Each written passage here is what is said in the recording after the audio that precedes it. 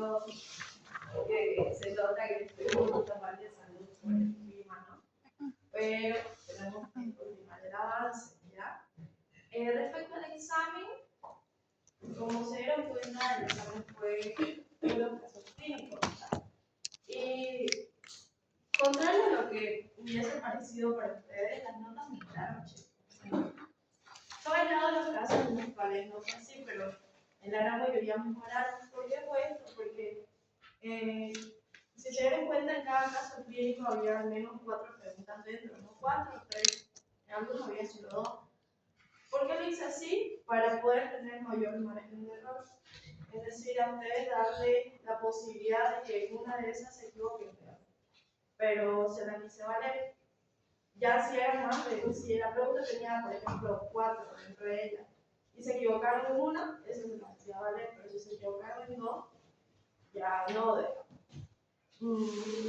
Igual les pasé el patrón de respuesta, pero en general las notas estuvieron bastante bien.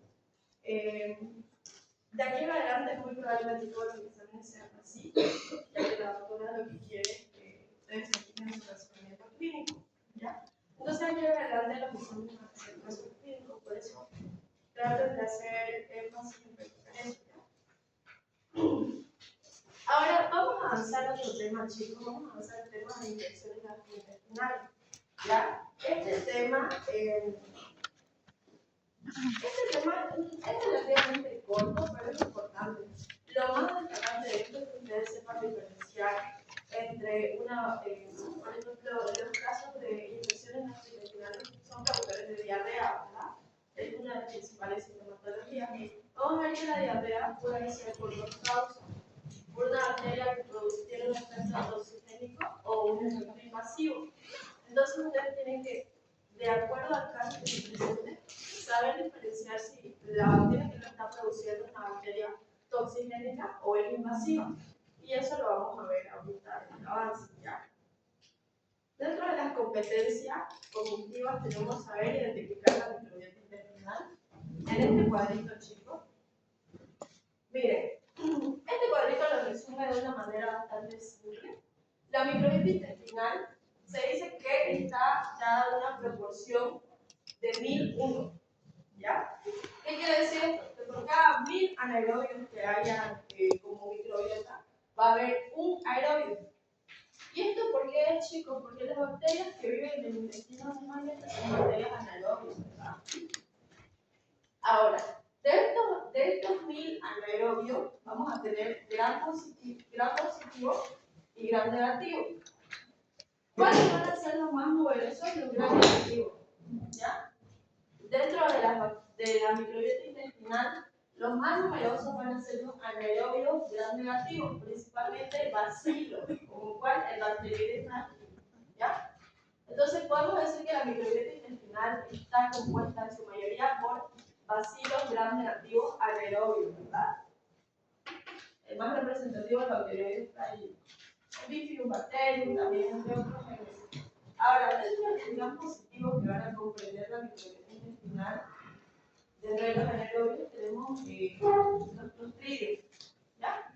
Los clostridios vertines, clostridios tetalium, botulinum, entre otros, ¿ya?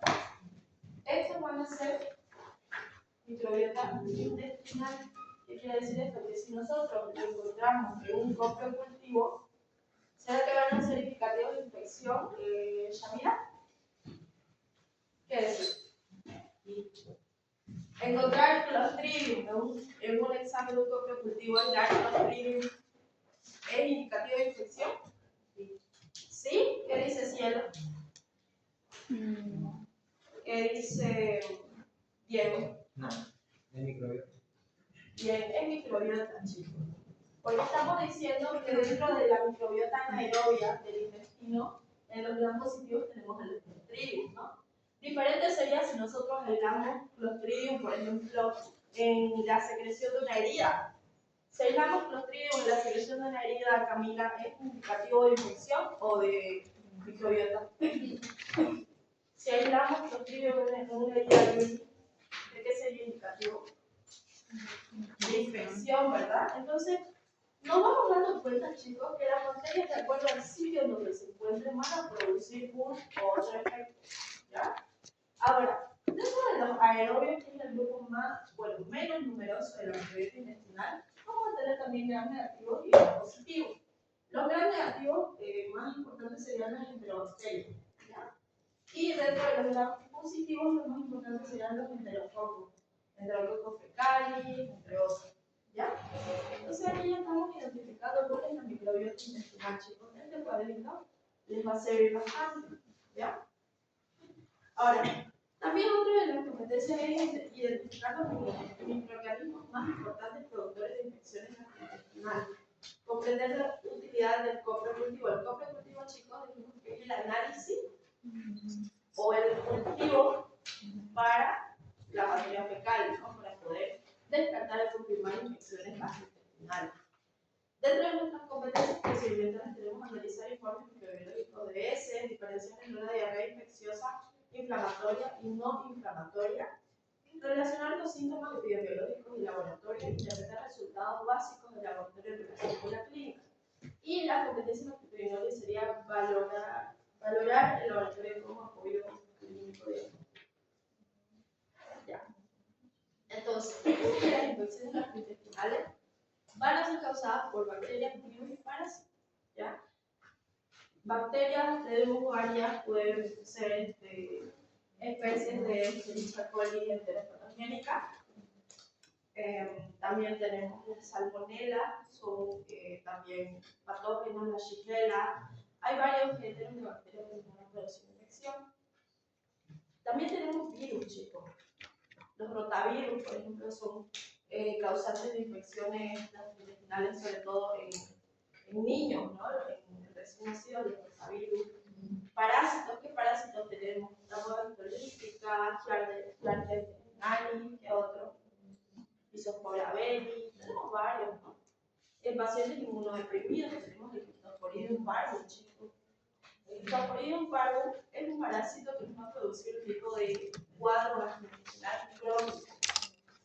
¿Y cuál es su característica? Que este va a ser bastante común en pacientes inmunodeprimidos, como es el paciente VIH-Sida, ¿verdad? Entonces, si a nosotros nos llega un paciente VIH-Sida confirmado, un cero positivo confirmado, bueno, que no sea cero positivo, porque si es cero positivo, probablemente no esté inmunodeprimido. Es un paciente que tiene diagnóstico de VIH, ¿ok? Y este paciente nos llega con un cuadro de diarrea, vómito, distemia, pérdida de peso, de más de 3 semanas, ¿ya? Entonces es un tiempo largo, ¿verdad? Lo primero que nosotros vamos a pensar es en una infección por Cryptosporidium parvus, por lo cual vamos a hacer un método diagnóstico que no es de rutina. Se llama el método de Kim-Young, ¿ya? Que es una forma de definición de CLS modificado, que es específicamente para llegar a este parásito. Y este es un parásito que tiene características similares a los PAR, que son los bacilos ácido resistentes, ¿verdad? Este parásito también es ácido resistente. Entonces, por eso se hace una especie de CLS modificado, que es la técnica de Kim-Young, para poder identificar este parásito. Entonces, cuando ustedes les llevan un paciente así, con diagnóstico de VIH y cuadro intestinal, ustedes piensan en Cryptosporidium parvus. Le van a realizar el examen, distinción de Kim-Young. Muy bien. Entonces, estos bacterias y los parásitos van a afectar al tracto digestivo. El tracto digestivo comprende desde dónde, desde la boca hasta el ano, recto, ¿no? ¿Qué manifestaciones nos va a dar? Diarrea, dolor abdominal y vómito, principalmente. Ese es el cuadro típico gastrointestinal. Diarrea, va a presentar también dolor abdominal de tipo retorcido, el paciente va a referir diferentes tipos de dolor y vómito, ¿no? Ahora, cuando nosotros tengamos un paciente con estas características, lo que vamos a solicitarle para descartar infección bacteriana es un copro cultivo. ¿Okay? Este cultivo va a ser aislamiento de bacterias, ¿no? Se realiza para identificar infecciones entéricas causadas por bacterias. Entonces dijimos que la principal manifestación de un cuadro gastrointestinal es la diarrea, ¿no? Pero ¿cómo se define la diarrea, chicos? Se define como un aumento de la frecuencia de deposición, más de 3 al día, acompañado de una disminución de la consistencia de las mismas. Entonces, un paciente que llega y les dice, doctor, tengo diarrea, y ustedes le van a preguntar, con esa información ustedes le van a preguntar, ¿desde cuándo tienen la diarrea? ¿Cuántas veces al día necesitan ir al baño? ¿Cómo son estas veces? ¿De qué color son? ¿Cuál es su consistencia, su olor? Ustedes tienen que, mediante la anamnesis, el interrogatorio, ir recabando información sobre estas materias fecales, ¿ya? Ya que veamos acá, miren, no son lo mismo, ¿verdad? Miren, son diferentes. Entonces el paciente le va a llegar y le va a decir, doctor, tengo diarrea. ¿Desde cuándo tiene diarrea? Desde hace 3 días, doctor. Ya, ¿cuántas veces al baño va? Le va a decir, escucha, doctor, voy mínimo unas 5 veces. Entonces, creemos que se cumple, ¿no? ¿Cómo es esta diarrea? Es una materia fecal blanda, es casi como agua. Entonces, vemos que también hay una alteración en la consistencia. Pero ahora, si sumado a esto les dice, doctor, ya al principio era diarrea, era sin líquido, pero luego ya pasó a ser como un moco rojo. Les va a decir como un moco rojo, así como esta acá. Entonces, eso ya sería, ¿qué cosa? Disentería, ¿no? Son heces disentéricas. Entonces, probablemente si ese paciente le hacemos un coprecultivo, podamos ver la Shigella. La Shigella produce la disentería basilar. La disentería basilar, también conocida como shigellosis, es un cuadro de diarrea inflamatoria producida por la Shigella. Se diferencia de la disentería parasitaria. ¿Cuál es la disentería parasitaria? La producida por cuál parásito? El Amoeba heterolítica, ¿verdad? Muy bien. Ahora miren, acá tenemos un tipo de diarrea. Esto igual es disentería. Miren, se ve mucosidad y un color rojo. Pero veamos que es diferente de esta. Si bien estas tres son diarreas con sangre, observen esta acá. Tiene un color mucho más intenso, ¿no? Más tirando para el negro. Esto acá, chicos, ya no es disentería, esto se denomina melena. ¿Ya? La melena es un cuadro ya más complicado, ¿ya? Esto no indica una hemorragia leve, esto indica ya una hemorragia bastante profusa, ¿ya?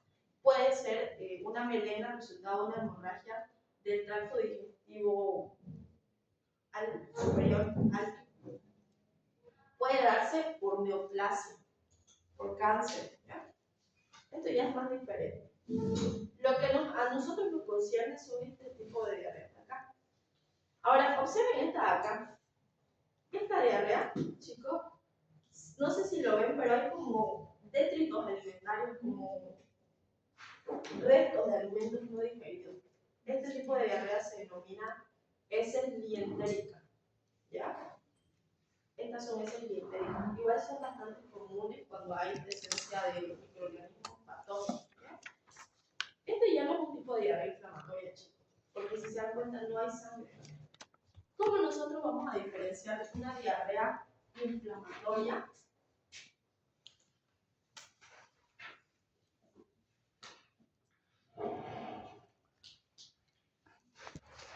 de una diarrea no inflamatoria?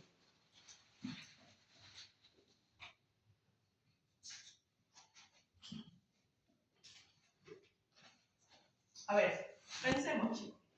¿Cómo creen que podamos diferenciar una diarrea de tipo inflamatoria de una no inflamatoria?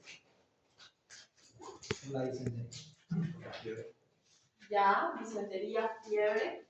Entonces, podemos decir que la diarrea inflamatoria va a haber presencia de heces, ¿con qué? Con sangre, ¿no? Con moco y sangre. Heces disentéricas.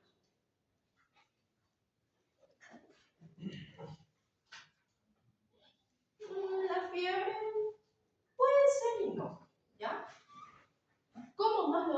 decía, chicos, cuando nosotros estemos haciendo el análisis bacteriológico, que es el cultivo de esta materia fecal, cuando nosotros hagamos el examen directo, ¿qué vamos a encontrar si es inflamatorio? Leucocitos derivados, ¿verdad? Principalmente, ¿cuáles? Polimorfonucleares, ¿no? Leucocitos. Vamos a encontrar altos leucocitos. Y como es una heces disentérica, también va a haber elevación de ¿qué? De eritrocitos, ¿verdad? Porque hay sangre, ¿ya? Entonces, principalmente vamos a encontrar sangre en las heces, es decir, heces disentéricas, y elevación de los leucocitos. Si es bacteriano, va a haber una desviación hacia la izquierda, ¿verdad? ¿Cuáles son estos? Neutrófilos, polimorfonucleares, ¿no? Muy bien. Pero esto tiene una explicación, chicos. A ver, pensemos. Una diarrea inflamatoria va a tener esas características, pero ¿por qué se va a dar? Las diarreas inflamatorias se dan en microorganismos que producen invasión de la mucosa intestinal. ¿Qué quiere decir esto? La mucosa intestinal está así íntegra, ¿verdad? Está íntegra. Tiene sus vellosidades, entre otros. ¿Ya? ¿Qué pasa? Llega el microorganismo patógeno y el microorganismo patógeno, en vez de producir simplemente toxinas que alteren la absorción de estas microvellosidades, lo que hacen es invaden la mucosa. Y miren, van a producir ¿qué? Daño a nivel de la mucosa intestinal, ¿verdad? Van a producir ulceraciones, van a producir focos de ¿qué? De inflamación, de destrucción, porque recuerden que la inflamación, si bien es un mecanismo que nosotros desarrollamos para defendernos en contra de este parásito, también produce daño, ¿verdad? Las células que van a llegar al sitio para combatir a este patógeno, también van a producir daño de estas células de acá, por el efecto de ¿qué? El efecto de las citoquinas inflamatorias, ¿verdad? Van a reclutar ¿qué? Neutrófilos, van a reclutar macrófagos, estos van a soltar sustancias líticas, enzimas líticas, ¿no? Esas enzimas van a producir degradación de la mucosa. Entonces, como va a haber degradación de la mucosa, va a haber hemorragia, van a haber pequeños focos de hemorragia, chicos. Y esos focos de hemorragia va a ser lo que va a producir esas heces disentéricas, porque esos focos de hemorragia van a ser arrastrados por las heces, ¿verdad? Y al ser arrastrados por las heces, esas heces van a salir con sangre y van a salir con moco, porque el moco es también una forma de protección que desarrolla la mucosa para evitar esa abrasión, ¿no? Entonces, esa es la característica, chicos, de la diarrea inflamatoria. Y esta es la explicación del por qué se da. Ahora, una diarrea inflamatoria es producida por bacterias, virus, parásitos que no producen invasión de la mucosa, que van a producir toxinas, ¿ya? Como cuál, por ejemplo, hay diferentes especies de Escherichia coli enteropatogénicas, son llamadas. Son 3 que son toxigénicas y 2 son invasivas. Ya la vamos a ir viendo más adelante, ¿ya? Pero dentro de las no inflamatorias van a producir toxinas. ¿Y qué tipo de diarrea van a producir? Son diarreas acuosas, ¿ya? Son esas diarreas que son como líquidas, casi como agua, ¿ya? Pero no presentan sangre, ¿ya? No son disentéricas. Y los leucocitos no van a estar tan elevados. Estas principalmente van a ser acuosas, esa es su principal característica, ¿ya? De las diarreas toxigénicas. Ahora, también podemos ver que las diarreas pueden ser agudas o crónicas. Las agudas dicen que van a durar menos de 2 a 3 semanas, que son la mayoría de los casos. Ustedes van a ver casos de diarrea que no van a exceder las 3 semanas. ¿Ya? Estas son diarreas agudas y son las más comunes. Ahora, los casos de diarrea crónica tienen de duración al menos 4 semanas, chicos. Un mes, imagínense un paciente que esté un mes con diarrea. ¿Será que ese paciente va a estar con un peso ideal? No. ¿Cómo va a estar ese paciente? Va a estar deshidratado, ¿no? Vamos a ver cómo están vamos a hacer el análisis de piel y manera, y vamos a ver que esa piel cómo va a estar pegadita al cuero, ¿no? Va a parecer piel y hueso ese paciente. ¿Por qué? Porque no va a tener agua intracelular, sus células van a estar deshidratadas, va a estar en un estado hiperosmolar ese paciente. paciente, ¿verdad? Además, las mucosas que van a estar pálidas, dilatadas. El paciente va a estar delgado, va a estar con los ojos hundidos, los pómulos hundidos. Entonces, este tipo de cuadro de diarreas crónicas, ¿en dónde dijimos que se va a presentar más que todo? En pacientes inmunodeprimidos, ¿verdad? Sean pacientes VIH, pacientes con tratamiento de corticoides, pacientes trasplantados, edades extremas de la vida, pueden ser menores de edad o ancianos, pero generalmente pacientes VIH, ¿ya, chicos? Diarreas crónicas, pacientes con diarrea de más de un mes, súper delgados y deshidratados. Ahora, las vías de transmisión, chicos, de estas bacterias pueden ser por dos mecanismos. Tenemos el mecanismo directo y el mecanismo indirecto. El mecanismo directo también es llamado ano, mano, boca, ¿ya? ¿Por qué se da? Miren, el paciente va y defeca, ¿ok? Imagínense que este paciente va y defeca y este paciente no se lava las manos, no tiene buena hábitos de higiene, ¿ya?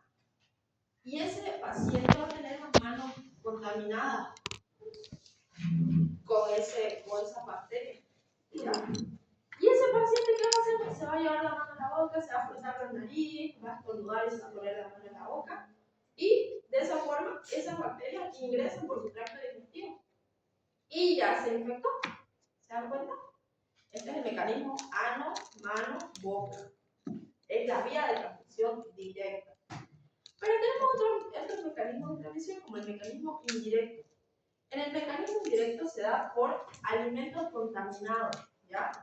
¿Contaminados con qué? Con agua que contiene estos microorganismos, ¿no? Veamos cómo acá, mire, en el agua del río, un agua limpia, por así decirlo, hay desagües, ¿no? Y estas aguas son aguas contaminadas. Contaminan estos ríos. Imagínense que este es un lugar donde las personas no tienen agua potable y utilizan el agua de estas lagunas para poder limpiar, para poder lavar sus alimentos, lavar su ropa, todo en esas aguas. Imaginemos que es un sitio rural. Entonces ellos toman de esa agua y lavan sus alimentos con esa agua, ¿ya? Miren, esa agua que está contaminada, ellos la van a beber, van a consumir esos alimentos lavados con esa agua que tienen esas bacterias, y de esa forma ingresa la bacteria por el tracto digestivo. ¿Se dan cuenta? Este es un mecanismo indirecto. Ahora, dentro de la etiología de las diarreas dijimos que pueden ser producidas por bacterias, virus y parásitos, ¿verdad? Los más comunes de los cuadros virales son los norovirus y rotavirus, y son los más frecuentes, chicos. Los cuadros virales son los más frecuentes, ¿ya? Producidos, miren, rotavirus, produce una diarrea así líquida, acuosa, es toxigénica, ¿ya? El norovirus también va a producir una diarrea toxigénica, ¿ya? No son invasivos. Pero ahora tenemos las bacterianas. Dentro de las bacterianas vamos a tener la Escherichia coli, especies de Escherichia coli diarreogénica. Dijimos que son 5, ¿no? Vamos a tener la salmonela. Dentro de la salmonela vamos a tener la salmonilosis y la fiebre tifoidea, que es producida por la salmonela tifi, paratitis A, paratitis B, paratitis C, ¿verdad? Estos son cuadros más severos, ¿no? La shigelosis, o también llamada disentería basilar, ya es un cuadro que produce. ¿Qué tipo de diarrea va a producir la shigela, chicos? ¿Qué tipo de diarrea va a producir Natalia? Disentería. Una diarrea inflamatoria, ¿verdad? Porque la shigelosis dijimos que es la disentería basilar, ¿no? Y las parasitarias, tenemos la Giardia lamblia, la entaboliscolítica. La Giardia lamblia, chicos, ¿qué tipo de diarrea produce? A ver, Kaylin. ¿No inflamatoria? Diarrea inflamatoria, ¿qué dice Marianela?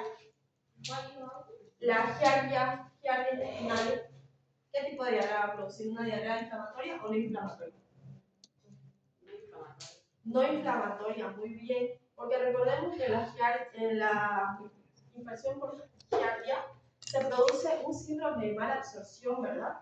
Pero si bien hay un síndrome de mala absorción, no hay invasión a nivel de la mucosa. Su efecto que produce más que todo es por toxina. Por ende, la diarrea que nos va a producir es una diarrea no inflamatoria, ¿ya? Esta diarrea, recordemos que va a ser de tipo lientérica, ¿verdad? Va a tener restos alimentarios, van a ser heces esteatorreica, debido a que no hay buena absorción de los lípidos que se encuentran en esa materia fecal, ¿verdad? Entonces, ya ven que vamos diferenciando cuáles microorganismos van a producir cuadros inflamatorios y no inflamatorios, ¿verdad? Ya. Creo que se distingue, ¿no? Pero, a ver, vamos a ir analizando este cuadro. Dijimos que los tipos de diarrea vamos a tener dos, ¿no? Inflamatorios y no inflamatorios. Acá lo divide, chicos, miren, como con sangre y acuosa. ¿Cuál sería de estas dos la inflamatoria, chicos? Con sangre. Con sangre, ¿verdad? Y la acuosa es la no inflamatoria o toxigénica, ¿no? Ahora, dentro de la diarrea acuosa vamos a tener la diarrea secretoria o diarrea osmótica. Son dos diferentes, ¿ya? Dentro de la diarrea secretoria vamos a ver que la va a producir el Vibrio cholerae, que es el que produce el cuadro de la cólera, ¿verdad? ¿Cómo es la diarrea de la cólera? Janet, ¿cómo describe la literatura la diarrea de la cólera?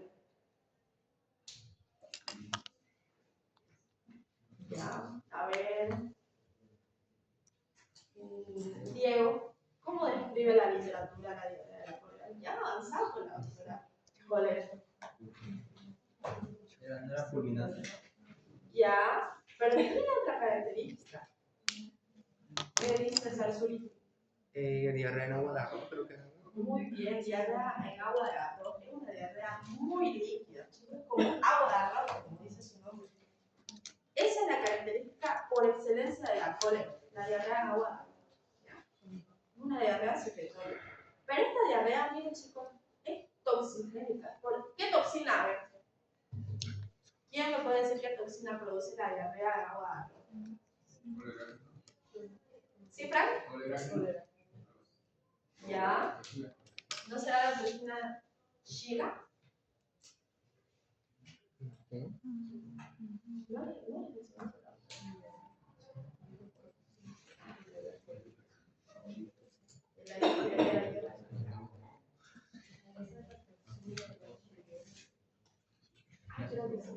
No me hagan caso.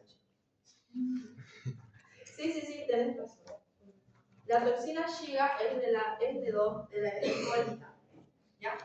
Muy bien, es esa toxina. Y a ver, ¿cuál es el agar en donde se cultiva esta bacteria? Vibrio cholerae. Agar chocolate. TSBs. ¿No? TSBs. Ah. Es agar. Sí, sí, sí. Bien, chicos, entonces vemos que es un cuadro toxigénico, ¿verdad? Otro que nos produce, mire, acá dice ese, ¿ven esto? ¿Qué significa esto? Miren, significa Escherichia coli enterotoxigénica. Es un tipo de, es una especie de Escherichia coli que produce una diarrea toxigénica. Porque, a ver, acordémonos, dijimos que la E. coli, ¿se acuerdan que clases pasadas dijimos que la E. coli es parte de la microbiota intestinal, ¿verdad? Pero miren, aquí estamos viendo que la E. coli nos está produciendo un cuadro de diarrea. Entonces, no es congruente decir que si la E. coli es microbiota intestinal, nos va a producir diarrea. Porque si es microbiota, no tendría por qué producirnos diarrea. Aquí hay un pero. La E. coli tiene diferentes especies, ¿ya? Que son las especies de E. coli enteropatogénicas, que son 5, ¿ya? Y las tenemos acá. Tenemos la E. coli enterotoxigénica, tenemos la E. coli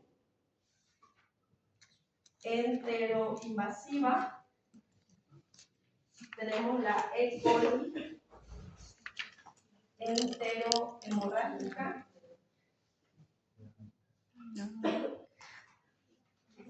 la E. coli enteroagregativa,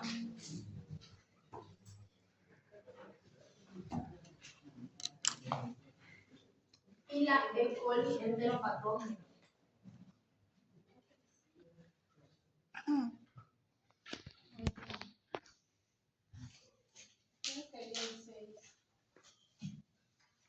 Sí. ¿De las E. coli? Sí, pero es que una es la E. coli no patogénica. Es la E. coli STP. ¿Ya?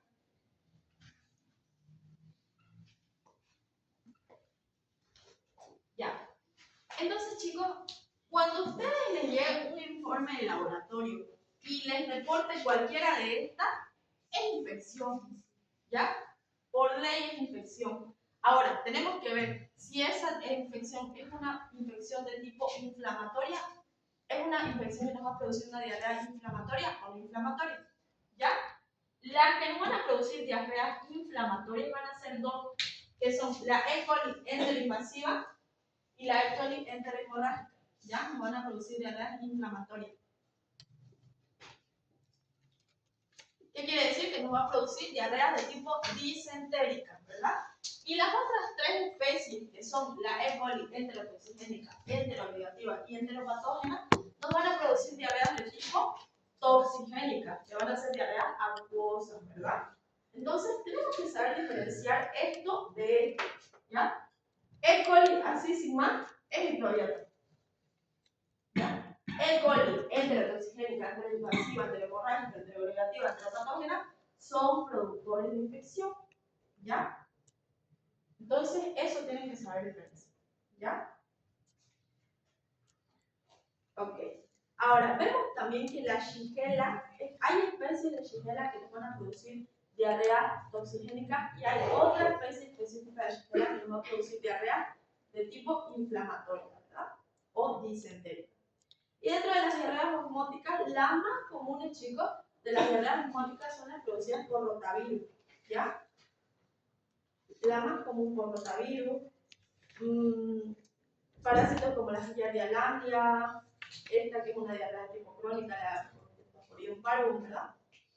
Laxantes y purgantes también. Este es el tipo de diarrea, chicos, que se produce por toxificación alimentaria, ¿ya? Un paciente que dice, ay, Dios mío, estoy con diarrea, no sé, creo que me sentó mal la torta que comí ayer, es porque fue por una toxina, ¿no? Producida por una bacteria. O, si bien, como dice osmótica, chicos, hay un tipo de diarrea que no es infecciosa, que es una diarrea que se da cuando hay un consumo excesivo de comida, hay un estado hiperosmótico, ¿ya? Al consumir tanta comida, sea comida como muchos dulces, por ejemplo, ¿qué va a pasar? Hay aumento de la glucemia, ¿verdad? Eso va a producir que cuando aumenta la glucemia, el cuerpo para poder equilibrar eso, ¿qué hace? Orina, ¿no? Primero, orina demasiado. Y algo que no se menciona tanto es que también va a haber diarrea para poder equilibrar ese estado hiperosmolar, ¿ya? Empieza a liberar líquidos. ¿Y cómo lo va a liberar? Aparte de la orina, haciendo las heces más líquidas, ¿verdad? Para poder eliminar más cantidad de agua y poder regular ese estado hiperosmolar. ¿Ya? Esas serían las diarreas toxigénicas. Ahora, las diarreas disentéricas o inflamatorias o con sangre tenemos de tipo invasiva y no invasiva, ¿ya? Dentro de las invasivas tenemos la Shigella, la Escherichia coli invasiva, Campylobacter jejuni, Yersinia enterocolítica, y estas son las invasivas. Y las no invasivas van a ser la Escherichia coli entero. Esto no estoy segura, chicos, porque en teoría todas las que producen sangre van a invadir la mucosa intestinal, ¿ya? Nos quedamos con eso, con que las diarreas que van a ser producidas por las diarreas que van a tener sangre o son disentéricas, inflamatorias, van a ser por efecto de esto, de invasión a la mucosa, ¿ya? Que producen microfocos de hemorragia y eso va a producir la sangre, ¿no? En las disposiciones. ¿Ya? Entonces, miren, los cuadros más comunes serían estos. Tenemos la gastritis crónica, que esto, si bien no es un cuadro diarreico, es un cuadro del sistema digestivo, es importante tocarlo, ¿no? La gastritis crónica nos va a producir un dolor característico a nivel del epigastrio. ¿Dónde es el epigastrio? El paciente no le va a decir epigastrio, le va a decir, me duele la boca del estómago, doctor, me duele así como va a referir ese dolor, va a referir como un dolor lacerante, como si le estuvieran clavando algo acá, ¿ya? Ese tipo de dolor es característico principalmente lo produce la bacteria llamada Helicobacter pylori, ¿ya? Por excelencia. La gastritis, vamos a ver que hay gastritis nerviosa, hay diferentes tipos de gastritis, pero específicamente la gastritis producida por bacterias va a ser por Helicobacter pylori. Ahora, dentro de las intoxicaciones alimentarias, dijimos que se da cuando el paciente refiere que comió algo que se sentó mal, ¿no? Es producida por toxina. ¿Qué nos va a producir? Un tracto gastrointestinal, va a producir efectos del gastrointestinal superior, náuseas, vómitos y poca diarrea, ¿ya? Dado principalmente por Staphylococcus aureus. Recordemos que cuando nos mencionaba Staphylococcus aureus, mencionaba que producía cuadros de intoxicación alimentaria, ¿no? Que tenía un periodo de incubación bastante corto, de horas, ¿verdad? En 6 a 8 horas ya se presentaban los síntomas. Entonces, esto es característico del Staphylococcus aureus. También el Bacillus cereus puede presentar ese cuadro, el Clostridium perfringens, el Clostridium botulinum, entre otros. Las diarreas infecciosas agudas nos van a producir gastroenteritis, que es la diarrea secretora, ¿no? Esta es una afección a nivel del intestino delgado. Nos va a producir diarrea acuosa, ¿no? ¿Cuál es la característica? No va a presentar leucocitos, porque no hay focos de inflamación, ¿ya? Principalmente producidas por E. coli enterotoxigénica. Esta tendría que estar la enteromorrágica acá abajo, ¿ya? La cólera, el virus cholerial, el rotavirus, la Klebsiella lambda, el Cryptosporidium parvum, todos estos nos van a producir diarrea toxigénica, no inflamatoria, no van a tener presencia de leucocitos. Ahora, las diarreas tipo disentérica van a ser por invasión de la mucosa, ¿no? Característica, fiebre, va a tener fiebre el paciente, va a presentar dolor, va a presentar una diarrea mucopurulenta o disentérica, y esta va a tener leucocitos. Cuando nosotros la analicemos en el examen directo, vamos a mirar leucocitos en esta materia focal. ¿Quiénes lo van a producir? Campylobacter jejuni, Shigella, Salmonella, E. coli enteroinvasiva, enteromorrágica, la entamoeba clolítica, entre los parásitos, Clostridium difficile, entre otros, ¿no? Ahora, la fiebre tifoidea, chicos, es un cuadro sistémico. Es una enfermedad febril sistémica, ya no es un cuadro gastrointestinal, es algo más grave, ¿no? Entonces, en esta vamos a ver que lo va a producir principalmente la Salmonella typhi, la Salmonella paratyphi y sus diferentes serotipos, ¿no? Una diarrea crónica en un paciente SIDA lo va a producir, nos va a producir un intestino delgado que va a producir diarrea acuosa sin leucocitos fecales, una diarrea toxigénica. Principalmente, ¿por qué parásito dijimos? Cryptosporidium parvum, paciente VIH, ¿no? Y luego la hepatitis, esta ya es un cuadro viral. Ahora, dijimos que la microbiota intestinal, chicos, va a ser beneficiosa. Está formada por un conjunto de microorganismos que habitan normalmente en el intestino humano, cumple con diferentes funciones: digestión, inmunidad y protección frente a patógenos. Esto siempre y cuando estas bacterias se encuentren en el intestino. Estamos hablando de una microbiota intestinal, ¿no? Pero ¿qué pasa si estas bacterias salen del intestino? ¿Será que van a seguir siendo beneficiosas? Si migran a sitios estériles, ¿será que van a ser beneficiosas? No van a ser beneficiosas, chicos, van a ser productoras de infección, porque estas son microbiotas, pero del intestino, no de otro sitio. Veamos que acá nos mencionan varios tipos de bacterias, ¿no? Dentro de las anaerobias nos mencionan bacterioides, el Clostridium, su función principal es la digestión, el equilibrio intestinal, las enterobacterias como la E. coli, la más representativa, lo que hace es competir contra otros microorganismos patógenos, ¿no? Tenemos los lactobacillus que dan protección de la mucosa, los enterococos que estimulan el sistema inmunológico. Pero todo esto a nivel del intestino, chicos. Miren, ¿qué pasa? Dice que, sin embargo, estas bacterias que normalmente habitan en el intestino son beneficiosas, pueden convertirse en agentes patógenos oportunistas cuando migran fuera del intestino o cambian las condiciones del huésped, causando infecciones gastrointestinales. Miren, acá en este gráfico se ve que está en el intestino, que es su sitio normal de hábitat, ¿no? Está como pez en el agua, ¿no? Pero ¿qué pasa si esa bacteria migra hacia otro sitio? Imaginemos que ese paciente empieza con un dolor en la fosa ilíaca derecha, ¿ya? Hacia un dolor súbito y una fiebre intensa, ¿ya? Pero le dicen, no, no tiene nada, le hacen seguir un punto de McBurney positivo, pero el doctor, como no sabe nada, le dice, no tiene nada, vaya para su casa. ¿Ya? Ese paciente, chicos, tenía una apendicitis. ¿Qué sucede con las apendicitis? Cuando se complica, el apéndice se lacera, chicos. El apéndice, ¿qué produce la apendicitis? Los fecalitos, ¿verdad? Son acumulaciones de materia fecal que obstruyen el apéndice. Entonces, al obstruirse se inflama. Y al inflamarse tanto puede llegar a romperse, a perforarse, ¿ya? Y al perforarse, ¿qué va a pasar? Todo el contenido intestinal sale ¿hacia dónde? Hacia el peritoneo, ¿verdad? Sale al peritoneo. ¿Y qué nos va a producir? Peritonitis séptica, ¿ya?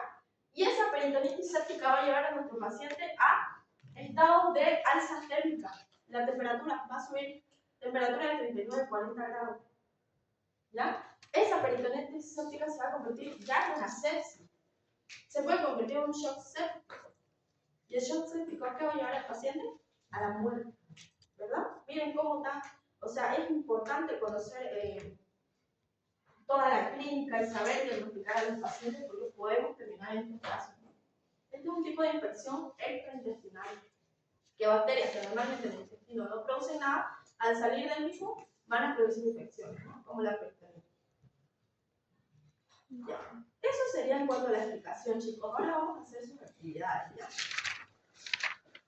Miren, en el primer caso clínico no nos da mucha información. Nos dice que se trata de un paciente masculino de 25 años que consulta por una diarrea acuosa de 2 días sin fiebre, ¿ya? Miren, acá nos da datos interesantes. Primero que es una diarrea acuosa. Entonces, ya que sabemos que es una diarrea acuosa, nosotros pensaríamos quizás en una shigella, pensaríamos en una escamoides prolítica, pensaríamos en una E. coli enterohemorrágica, pensaríamos en una E. coli enterotoxigénica. Sí, ¿verdad? Porque la E. coli enterotoxigénica produce cuadros no inflamatorios, toxigénicos, como dice su nombre, por toxina, ¿verdad? Ahora, otro dato que nos da es desde hace 2 días. ¿Será una diarrea aguda o crónica? En este paciente pensaríamos en un criptosporidum palpum, por ejemplo. No, ¿verdad? Y además no tiene fiebre. Entonces, todos estos cuadros ya como indicio de que se trata de una diarrea producida por una bacteria que produce toxina, no produce invasión, ¿no? Pero veamos su informe bacteriológico. Su muestra es unas heces de color amarillo, porque vimos la imagen de las heces, ¿no? Pueden presentar ese color amarillo, el aspecto es líquido, son disposiciones líquidas.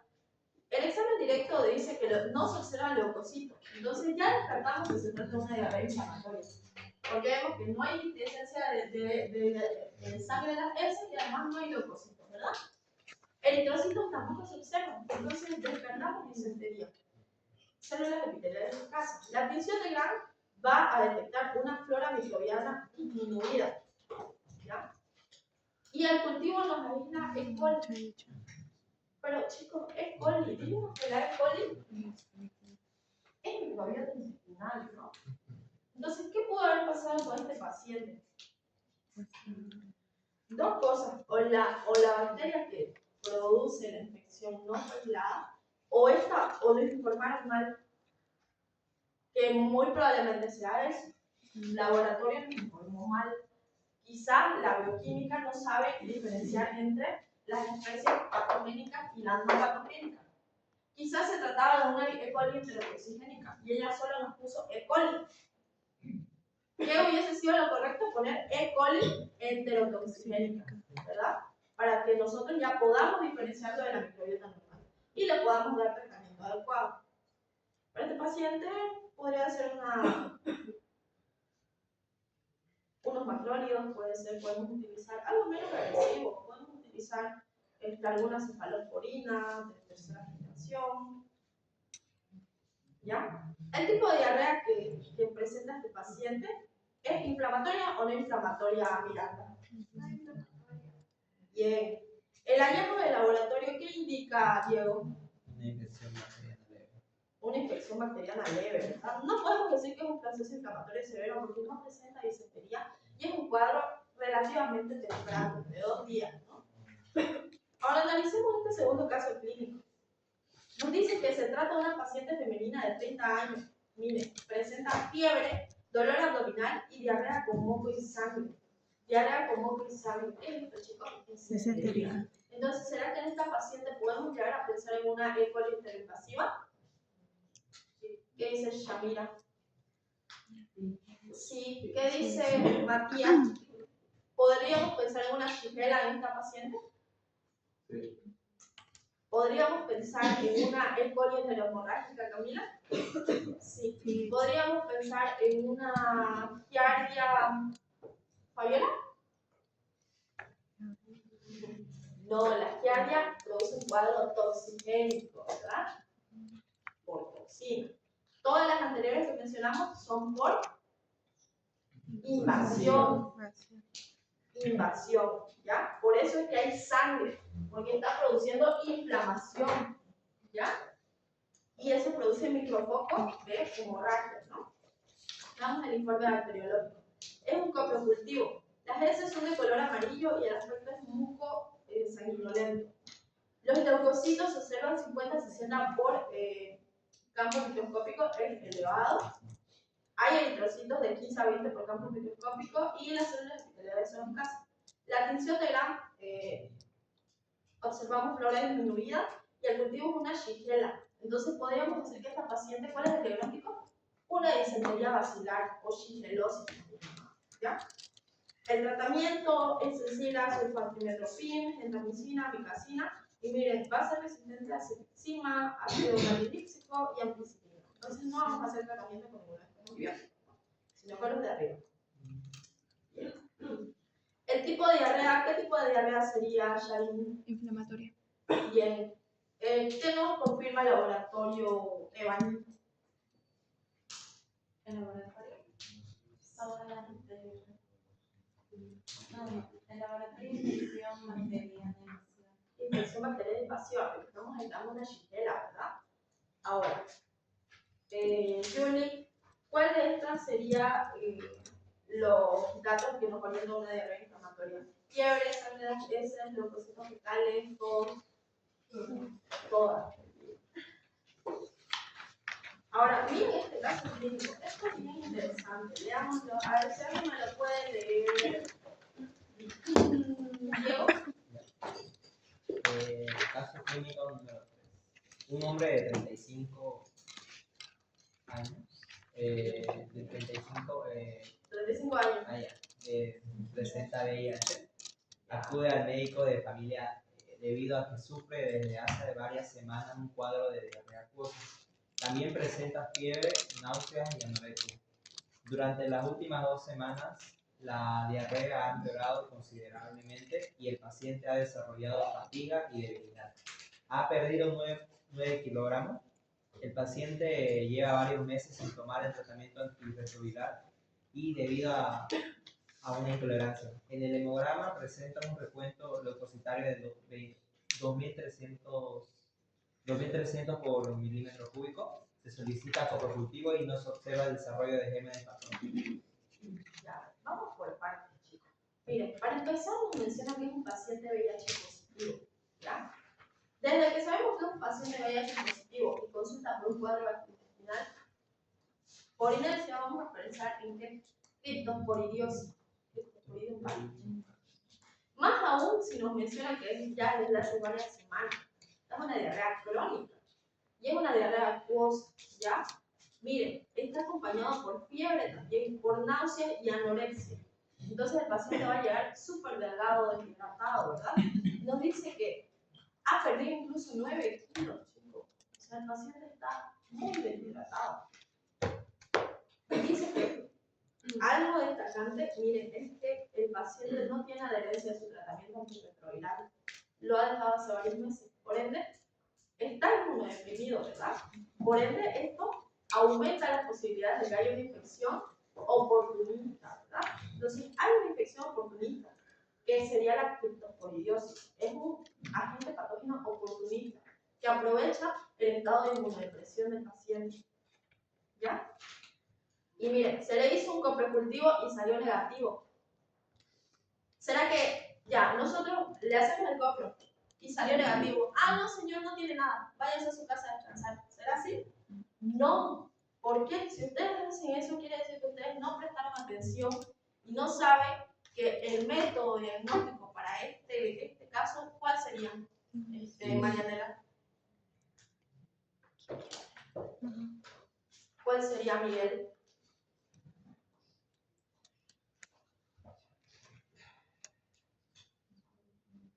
¿Cuál sería? El método de Kim-Jones, ¿no? El método de Kim-Jones dijimos que va a ser un tipo de distinción de cien modificado, ¿ya? Este tipo de distinción de cien es el método de Kim-Jones. Algo que Yo, así yo. Es lo que es nombre coreano. es método de Kim-Jones es un tipo de distinción cien modificado, ¿ya? Que nos va a identificar quistes de este parásito que tienen características similares a los VAR, que son los bacilos ácido alcohol resistentes, ¿no? Entonces nosotros le vamos a hacer un método de Kim-Jones y ese va a ser dispositivo. Entonces vamos a confirmar que es una criptosporidiosis, ¿no? Diarrea por criptosporidiosis. Datos clínicos. A ver. Ayúdenme, por favor, Irlanda. Valero, perdón. ¿Cuáles son los datos clínicos de este paciente? Diarrea acuosa, crónica, mayor a varias semanas, fiebre, náuseas, anorexia, fatiga, la pérdida de peso en 9 kilogramos y diabetes. Ya, muy bien. Luego los datos epidemiológicos, un hombre, tiene 35 años, VIH positivo, abandona el tratamiento por varios meses, es decir, inmunosuprimida. En los datos laboratorios tenemos la leucopenia con 2000. ¿Leucopenia? Leucocitos. Hay leucocitos elevados, ¿no? Leucocitos en materia fecal. Porque si fuera leucopenia sería disminuido, ¿no? O sea, puede ser que el paciente presente leucopenia, pero eso es a nivel de su sangre. Porque está con. Recordemos que ¿qué hace el virus del VIH? Afecta a los leucocitos, ¿no? ¿Cuáles? Principalmente linfocitos TCD4, ¿no? Pero acá lo que estamos haciendo es un análisis de la materia fecal, ¿ya? Estamos haciendo el análisis de la materia fecal. Y vamos a ver que esta va a tener aumento de los leucocitos, ¿ya? Va a tener un recuento leucocitario de 2300 por milímetro cúbico. Está bien la leucopenia, pero eso a nivel de la sangre, ¿no? Cuando realizamos un estudio, un hemograma. Pero aquí lo que estamos haciendo es un análisis de la materia fecal. Muy bien. Entonces, ¿este tipo de diarrea sería aguda o crónica, Valeria? Crónica. Muy bien, crónica. Entonces, dice, mire, investiguen qué prueba de diagnóstico se necesita para confirmar el agente causal de acuerdo a los datos clínicos y epidemiológicos que presenta el paciente.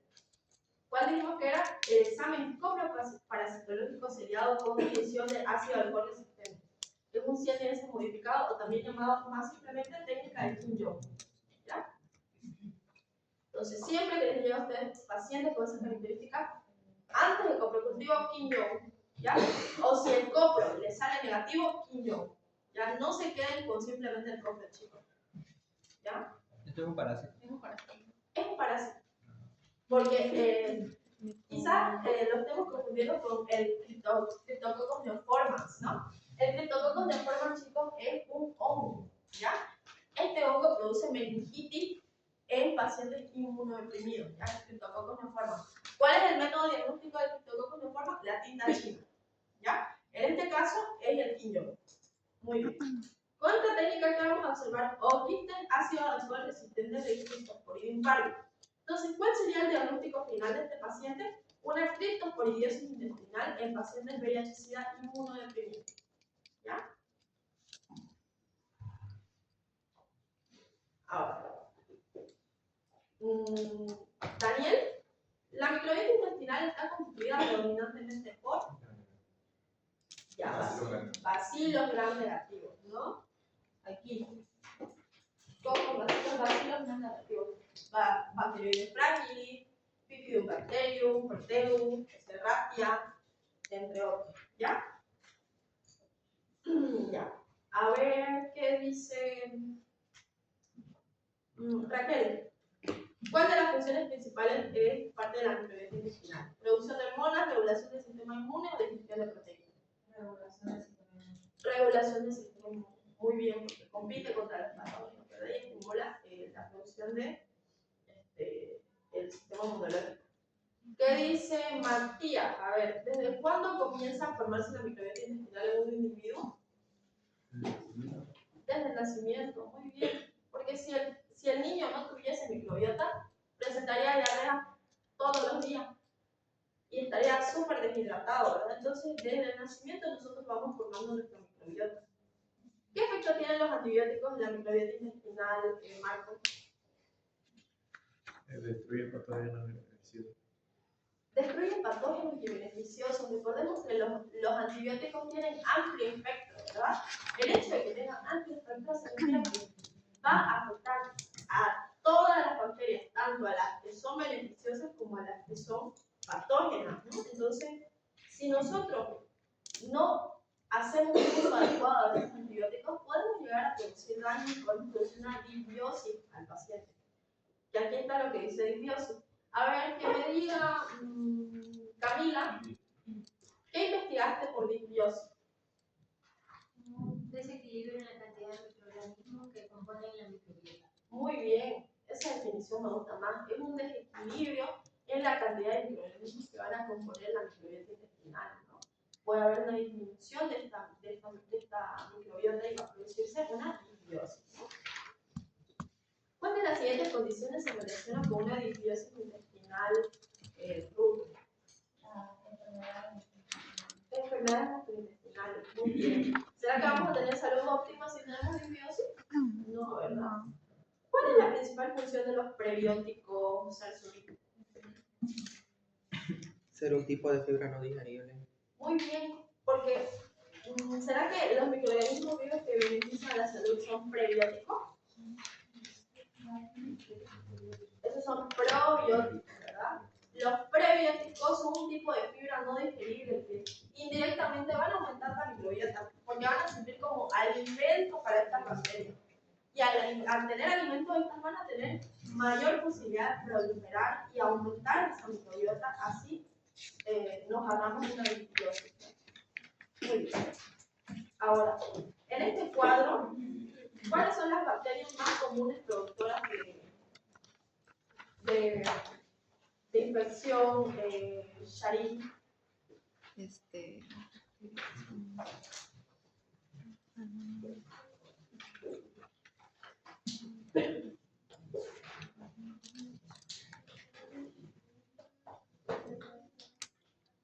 Cualquiera, las más comunes. Hemos mencionado varias. Mira, tenemos Salmonella. ya, la salmonelosis es bastante común, ¿no? Salmonella, tenemos también las diferentes especies de E. coli, enteroagregativa, enteropatógena, enterotoxigénica.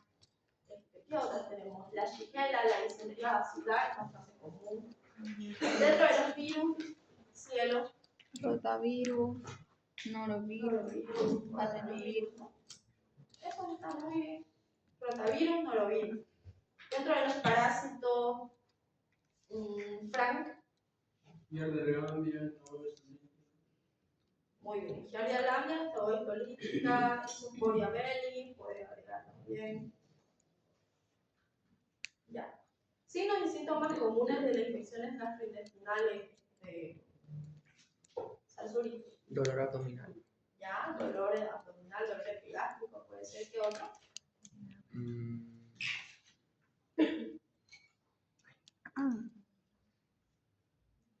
¿Qué dice Fernanda? ¿Síntomas? Signos y síntomas. Fiebre, dolor, abominación, cólico, Ok. diarrea. Diarrea, muy bien. Vómitos, ¿verdad? Pérdida de peso. Muy bien. Aquí, serotipos de E. coli productoras de diarrea. Es la siguiente. E. coli enterotoxigénica, enteroinvasiva, enterohemorrágica, enteroagregativa y enteropatógena. ¿Ya? Muy bien. A ver. Miranda. Especie de Shigella productora de diarrea.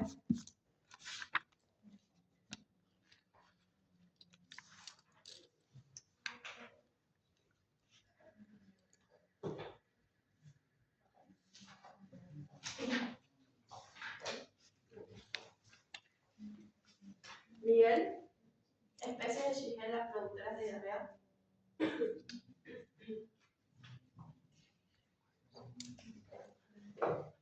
¿Por qué no lo mencionáis en el espacio? ¿Sabes? Disentería. Bien. Sonei. ¿Qué otra? Boili. Muy bien. Voy. ¿Qué otra? Flexneri, ¿no? Flexner.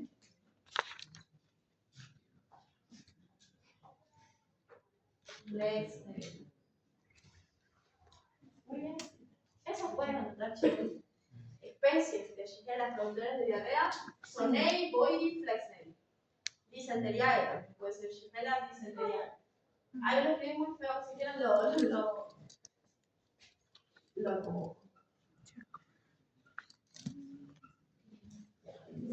Sonei, Boili y Flexneri, ¿no? Disenteriae también.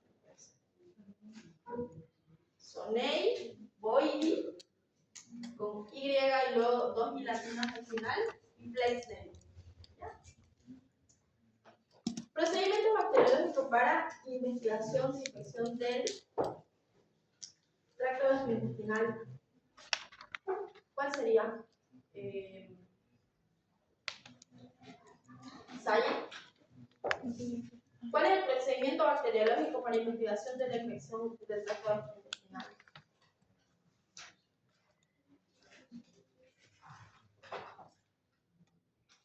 Matías,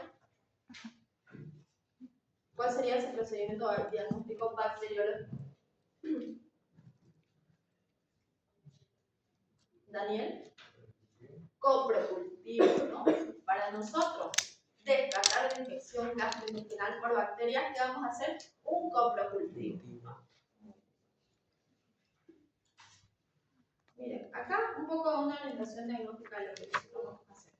Preguntar primero, ¿desde cuándo tienes la diarrea? Si nos dice que la tiene hace unas horas o días, podemos deducir que es una toxificación alimentaria, ¿ya? O también puede ser una disentería. ¿Cómo son estas deposiciones? Si son acuosas, vamos a deducir que es una diarrea no inflamatoria o toxigénica, ¿no? Producida por toxinas, aquí están, de las bacterias, como ser el enterotoxigénica, el Vibrio choleriae, el Staphylococcus aureus puede producir también una diarrea toxigénica. Dentro de los virus que producen diarreas toxigénicas tenemos el rotavirus, el virus de Norwalk, norovirus, entre otros.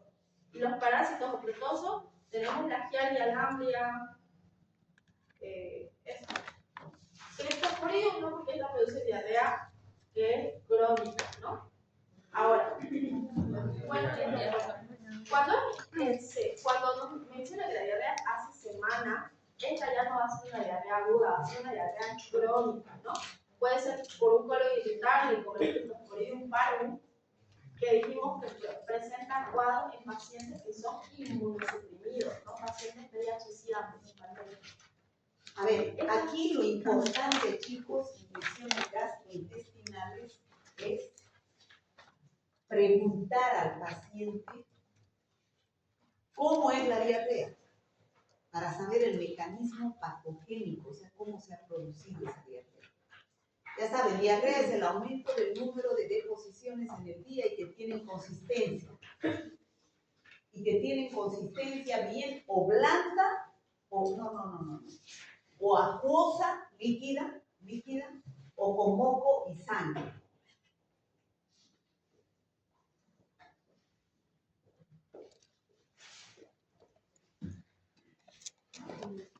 Ya encontré, doctora.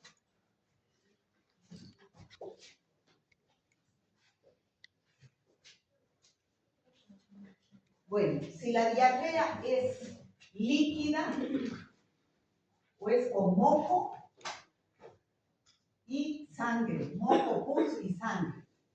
Entonces, a esto se llama disentería. ¿Ya?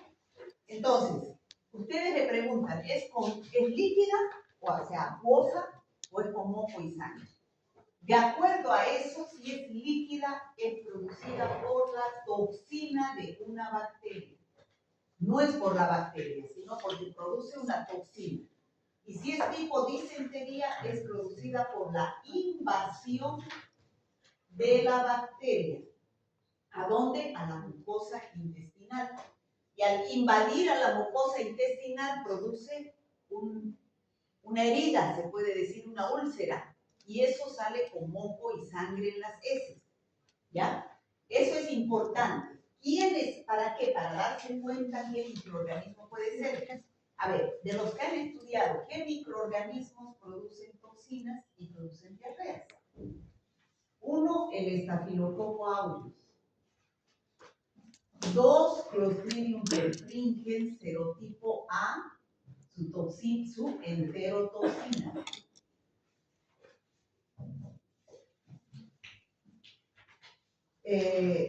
Otro, Clostridium perfringens serotipo C, su beta-toxina o toxina beta. Otro que han visto, Bacillus cereus, que tiene 2 toxinas, una toxina emética y una toxina diarreica. Otro, Clostridium difficile, que también tiene toxina. Otro, la E. coli enterotoxigénica. Otro, la E. coli enterohemorrágica, produce una verotoxina, que es la toxina de Shiga. La Shigella también produce toxina, pero los 3 primeros días, después ya invade. O sea, la Shigella tiene estos 2 mecanismos. Los 3 primeros días es diarrea, la toxina de Shiga se llama, ¿no? Los 3 primeros días es diarrea acuosa, pero después invade y produce diarrea con moco y sangre. En cambio, aquí tenemos a la salmonela, que invade la Shigella, que ya hemos dicho que tiene 2 mecanismos. Después tenemos la E. coli enteroinvasiva. Después tenemos aquí el enterohemorrágica está aquí. O sea, produce una toxina y la diarrea es líquida con sangre, pero no es con moco. Hay diferencia, ¿no es cierto? Entonces, coli enteroinvasiva, ¿qué iba a decir aquí? Campylobacter yeyuni, que es el que ya han visto, en teoría. Después, en parásitos, la entoameba histolítica. Entonces, esta es disentería ameriana, ¿no? Ya. ¿Cuál es la diferencia? Al ver un examen directo de una diarrea líquida, no se va a ver leucocitos. No hay leucocitos. O sea, aquí se sale del parámetro que dijimos que cuando hay más de 10 leucocitos en un examen directo puede ser una infección. Aquí en las heces es diferente. Aquí me olvidaba, vibrio cólera, el más importante, y ustedes recién han avanzado la anterior semana y no se acuerdan. La toxina colerágena. Entonces, por ejemplo, yo veo una diarrea por cólera. En un examen directo no voy a ver ni un leucocito y no por eso voy a decir no hay infección. Ya hay infección, pero producida por la toxina. No se ven leucocitos. En cambio, aquí sí se ven leucocitos porque tiene moco, ¿no? Sí hay leucocitos. Es una diarrea invasora. ¿Está claro eso? Eso es importantísimo que ustedes pregunten para que tengan idea qué microorganismo puede ser. Generalmente, cuando se produce esto, se puede dar antibiótico, ¿no? Depende del cuadro. Siempre es bueno tratar primero la rehidratación. Si no cede el cuadro, hay que dar antibiótico. Pero aquí no, el tratamiento es sintomático porque son diarreas autolimitadas, ¿no? Esa es otra diferencia. Sigue. Gracias, doctora. Bueno, con eso ya concluimos todo el avance, chicos. Ya hemos hecho actividades, hemos visto todo cómo vamos a diferenciar las diarreas. De esto quiero que se queden con lo que la doctora les explicó, que es la división diferencial entre una diarrea inflamatoria y una diarrea no inflamatoria, entre una diarrea disentérica y no disentérica o una diarrea acuosa, ¿verdad? Y cuando ustedes sepan dividir eso, automáticamente van a poder relacionarlo con cualquiera de estos agentes patógenos. Y de acuerdo a este relacionamiento, ustedes van a poder deducir cómo van a tratar ese cuadro de ese paciente. ¿Ya? Eso sería, chicos. Ya, ahora, ¿qué hora es? Son las Me dijiste. 8:23. Les voy a llamar